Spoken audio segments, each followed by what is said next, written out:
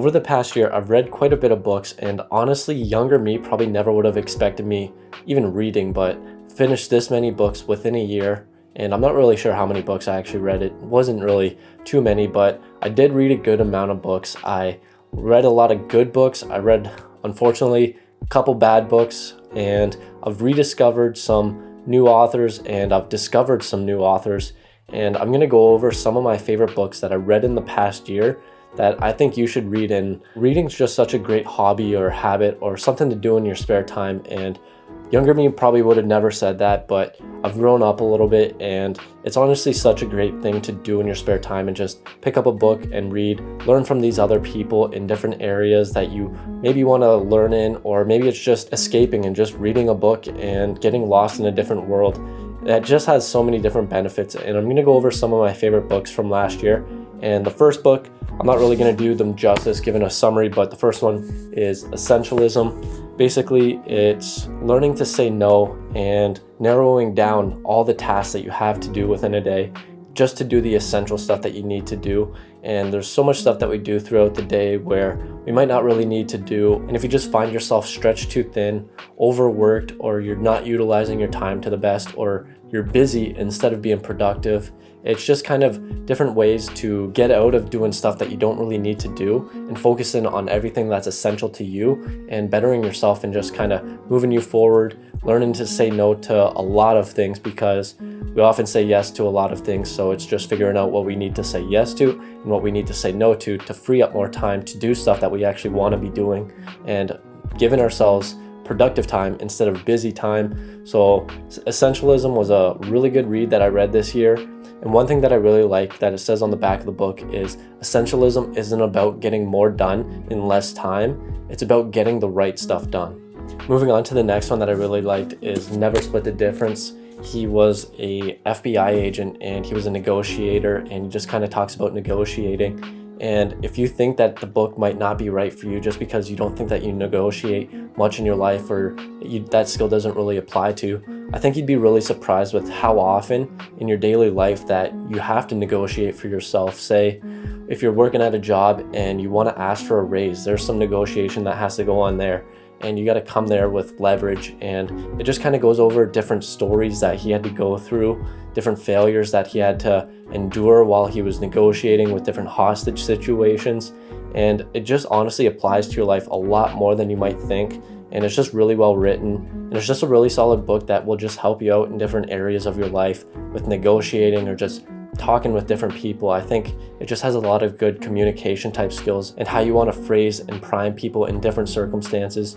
So I feel like it's a really good book that you might not think applies to you, but it probably applies to you in more ways than you might think. The next one was probably one of my top books that I read throughout the year, which was The Go-Giver. And it's actually in a series where this is the first part, and obviously the first part's going to be the best. And then there's two other parts to it. And honestly, The Go-Giver's the best one, and the other ones are kind of just branches off of it, and they take a similar approach where it's a fictional story, but it's about different principles to apply in your daily life and achieving more in your business or in your work or in your life. And it puts it in a story form instead of just kind of saying, these are the principles, this is what you should do. It's just a different and good way to get this type of information if you do like the self-help type of books. Instead of just getting the principles and what you should do, it's putting it into a story, so you might be more inclined to remember it just because it's a story instead of just, these are the principles, now you got to remember them, and now you got to go out and do them. So it just takes a story and then puts all the different factors and principles to a lot of the different self-help type of books that you do end up reading. So I feel like that's a really good story-based personal development book. The next one is really good, and I feel like it's really relatable, especially to this environment that we're in, and that's Hustle and Float. And it kind of relates to the hustle culture that's being built up, where it's work 24/7, never take a break, just keep going and going and going. And different people saying, I never had a break or vacation when I was your age, or I never took weekends off. And it kind of talks into that and the different cultures that are built at work where they may give you unlimited time off, and it's not really actually unlimited time off, because if you do take time off, you kind of get looked down upon and people think that you're weak and you're taking time off. So it's a lot of balancing work and hustle and just surviving and enjoying life. So there's a lot of different use cases in there. And especially with work from home, it's kind of hard to escape from work to living or just being away from work, because where you work is the exact same place that you might eat, sleep, hanging out with your friends and family. It's just kind of all blending together, and it might be tough to log off from work and then just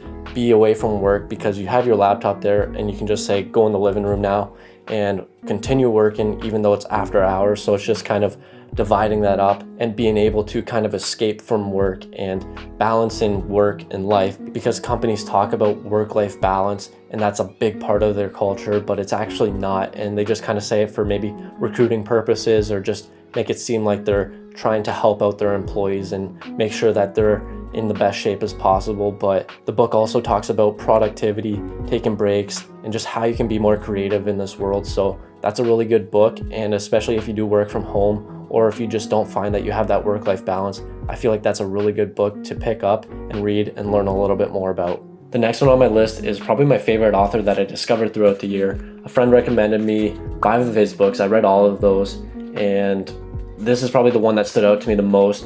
All 5 of them were really good books, but The Timekeeper, probably just because it resonated with me the most, where he tells a fictional story of 2 ends of the spectrum, where you have one person that isn't really liking life and they just don't know what to do, and then they have the opposite end of the spectrum where they love life, they want to live forever. And it's just a fictional type of personal type of development story where it gets you to think about the bigger picture in life and everything else that's going on. And I think it just resonated with me the most because I think I was kind of going through a little bit of a tough time, and it just resonated with me a lot.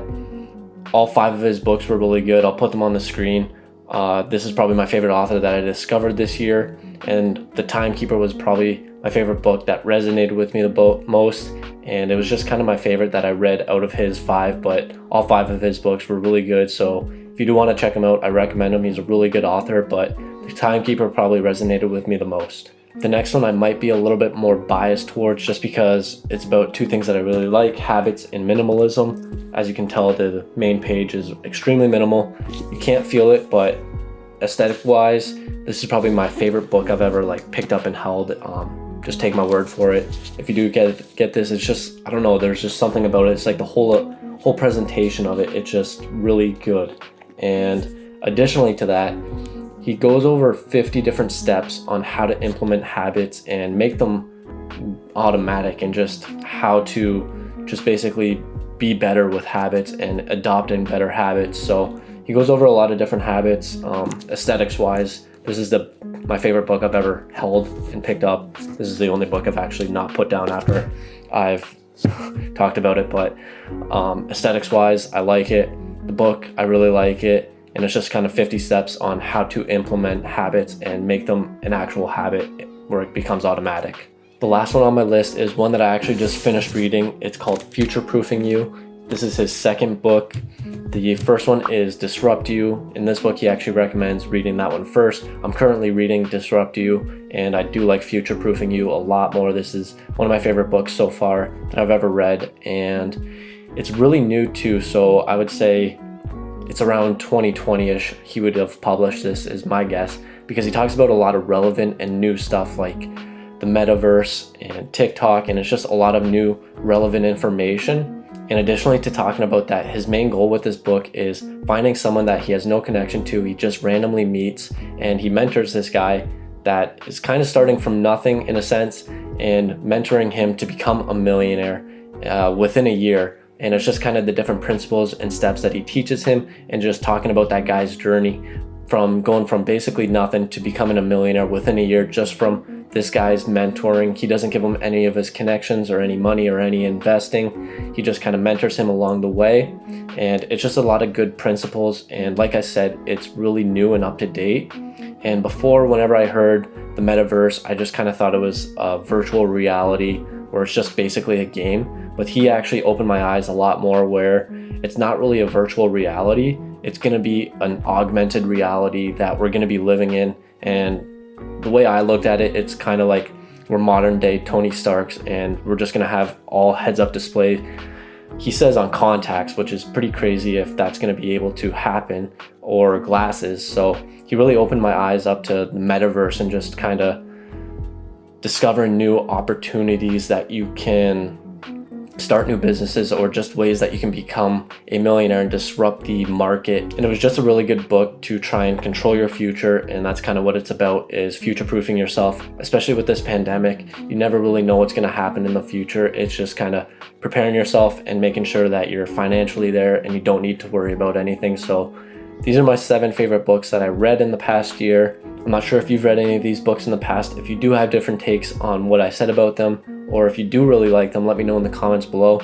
Or if you do plan on reading them, I think they are really good books if you are trying to just read and pick up a book and read, or if you are trying to better yourself. I think they're all really good recommendations. If you have any book recommendations for me, leave them in the comments below. I'm always looking for recommendations, and I think that's the best way to find good new books, is just from other people's recommendations, because they're choosing their favorite books to recommend to you. So if you do have any book recommendations, let me know in the comments below. Let me know if you do check out any of the books. I'd like to hear what your thoughts are on these books. And as always, thanks for watching, and let's level up.